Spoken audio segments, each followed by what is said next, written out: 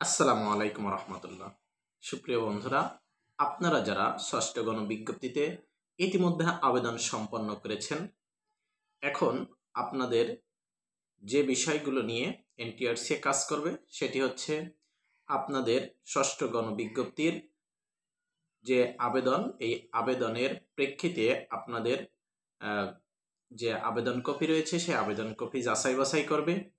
আপনাদের মেধাক্রম অনুযায়ী আপনারা যে প্রতিষ্ঠান চয়েসগুলো দিয়েছেন সেই প্রতিষ্ঠানে আপনাদের প্রাথমিক সুপারিশ দিবে। এই যে এনটিআরসি যে প্রাথমিক সুপারিশপত্র আপনাদেরকে প্রদান করবে, অর্থাৎ এনটিআরসি যখন প্রাথমিক সুপারিশপত্র আপনাদের প্রদান করবে, তার মধ্য দিয়ে আপনাদের চাকরিটা প্রাথমিকভাবে নিশ্চিত হবে। যখন এনটিআরসি এই ষষ্ঠ গণবিজ্ঞপ্তির এই রেজাল্টটা প্রকাশিত করবে, তখন আপনাদের করণীয় কি? অর্থাৎ এনটিআরসি আপনাদের যে রেজাল্ট দেবে, রেজাল্ট দিলে এনটিআরসি এর কার্যালয়ে যে আপনাদের কি কি কার্যক্রম সম্পন্ন করতে হবে সে বিষয় নিয়ে আজকে আপনাদের সাথে আলোচনা থাকবে। যারা নতুন আছেন চ্যানেলটি সাবস্ক্রাইব করে সাথে থাকবেন।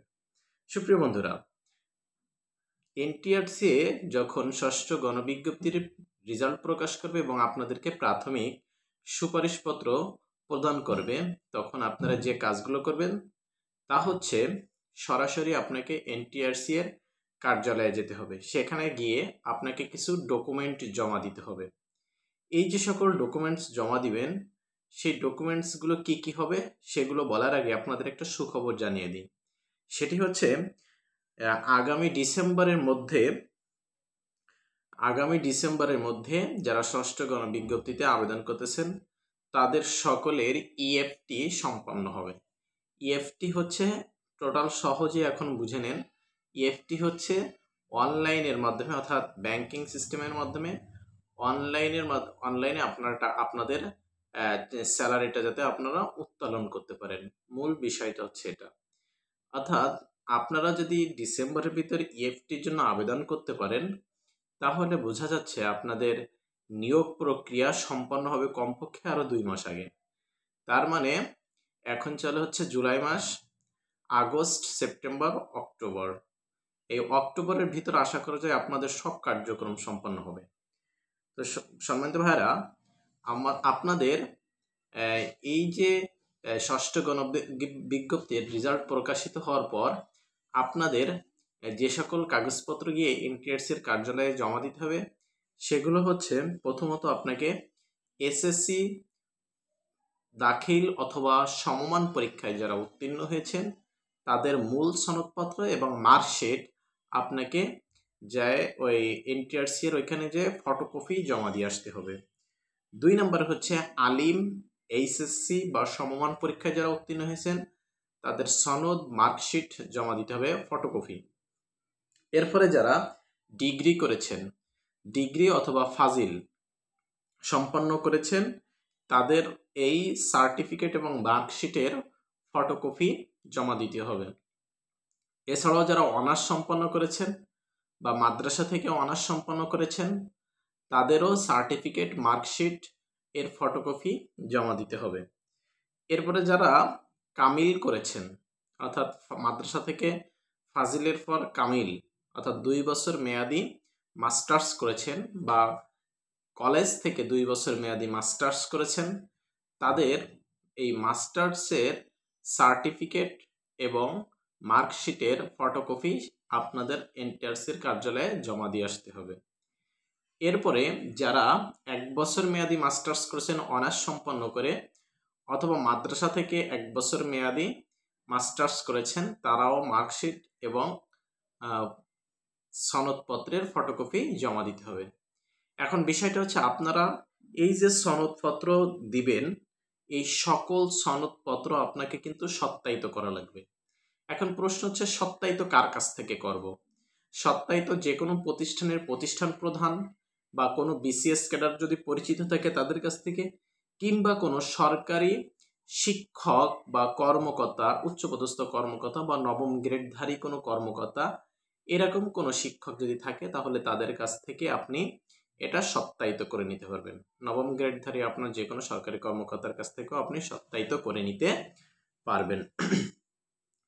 এরপর অর্থাৎ আপনার শিক্ষাগত যোগ্যতার যে সনদপত্র আছে সকল সনদপত্র অর্থাৎ যে সনদপত্রগুলো দিয়ে আপনি ষষ্ঠ গণবিজ্ঞপ্তিতে আবেদন করেছিলেন সকল সনদপত্রের ফটোকপি আপনার সত্যায়িত করে তার এক সেট আপনাকে এনটিআরসি এর ওইখানে জমা দিয়ে আসতে হবে। এরপরে আপনার যে এনআইডি কার্ড রয়েছে এই এনআইডি কার্ড এর একটা ফটোকপি কিন্তু আপনাকে সত্যায়িত করা লাগবে। এনআইডি কার্ডের ফটোকপি সত্যায়িত করে জমা দেওয়া লাগবে। এরপরে আপনাকে এনটিআরসি একটা নিবন্ধন ই সনদ দিয়েছে, এই ই সনদেরও একটা ফটোকপি আপনাকে সেখানে জমা দিতে হবে। এরপরে পুলিশ ভেরিফিকেশন একটা ফর্ম রয়েছে, অর্থাৎ ই সনদটাও কিন্তু আপনাকে সত্যায়িত করা লাগবে। যেগুলো সত্যায়িত করা লাগবে আমি বলে দিচ্ছি এবং এগুলো আপনারা নোট করবেন। এগুলো আগে থেকে আপনি রেডি করে আপনি সত্যায়িত করে সব ওকে করে রাখবেন। যখনই রেজাল্ট প্রকাশ হবে আপনাকে যেতে বললে তখনই আপনি সাথে সাথে গিয়ে এটা জমা দিয়ে আসবেন। আগে সকল কাজ গুছিয়ে রাখবেন। এরপরে আপনারা ষষ্ঠ গণবিজ্ঞপ্তিতে আবেদনের সময় একটা পুলিশ ভেরিফিকেশন ফর্ম আবেদন করেছিলেন, যেটা ফিল আপ করার ফলে অর্থাৎ যেটা ফিল আপ করতে অর্থাৎ আপনারা পূর্বের যে ডকুমেন্টস দিয়েছিলেন দিলে অটোমেটিক কিন্তু পুলিশ ভেরিফিকেশনে সেই সকল ডকুমেন্টসগুলো নিয়ে নিয়েছিল। এই যে পুলিশ ভেরিফিকেশন যে ফর্মটা এই ফর্মটা আপনারা ডাউনলোড করে কাছে রাখবেন। এরপরে আরেকটা বিষয় আছে, এই যে ফটোকপিগুলো আপনারা এনটিআরসি-তে জমা দিবেন, অনেকের বাড়ি দূর দূরান্তে, দেখা যাচ্ছে সবাই তার ঢাকা কিংবা ঢাকার আশপাশে না, কারো বাড়ি ঠাকুরগাঁও, পঞ্চগড়, দিনাজপুর, কারো বাড়ি কক্সবাজার, কারো বাড়ি আবার এদিকে পিরোজপুর, বরিশাল, ঝালকাঠি, অর্থাৎ এই দূর দূরান্ত থেকে আপনারা যে যেখানে আছেন সব কিন্তু যার যার কাগজ নিজে নিজে এসে জমা দেওয়া লাগবে। অর্থাৎ একজনের কাগজ আর একজন জমা দিতে পারবেন না। কেন পারবেন না? কারণ আপনি যখন এই কাগজটা জমা দিবেন, জমা দেওয়ার সময় এনটিআরসি আপনার কাছ থেকে একটা স্বাক্ষর রাখবে, যে স্বাক্ষরের সাথে আপনার যে আবেদন কপি রয়েছে সেই আবেদনের কপিতে আপনার এই স্বাক্ষরটা মিলিয়ে দেখবে। এজন্য যার যার ডকুমেন্টসগুলো নিজে নিজে এসেই জমা দিতে হবে। এজন্য এই যে ডকুমেন্টসগুলো অর্থাৎ প্রায় 8টা ডকুমেন্টস, এই 8টা ডকুমেন্টস আপনারা রেডি করে রাখবেন, যেটা আপনার এনটিআরসি ষষ্ঠ গণবিজ্ঞপ্তির ফলাফল প্রকাশের পর প্রাথমিক সুপারিশ যখন আপনারা হবেন, সুপারিশ হলে আপনাকে এই ডকুমেন্টসগুলো নিয়ে এনটিআরসির কার্যালয়ে আপনাকে জমা দিতে হবে। এর বাইরেও যদি আপনাদের সুপারিশপত্র ইত্যাদি কোনো বিষয় সম্পর্কে কোনো প্রশ্ন থাকে তাহলে আমাদের কমেন্টস বক্সে জানাবেন, আমরা উত্তর দেওয়ার চেষ্টা করব। এবং যারা আমাদের চ্যানেলে নতুন আছেন চ্যানেলটি সাবস্ক্রাইব করে আপনার বন্ধুদের মাঝে চ্যানেলটি শেয়ার করবেন। আশা করি আপনার বন্ধুরাও এই ইনফরমেশনের মাধ্যমে উপকৃত হবে। ধন্যবাদ সবাইকে।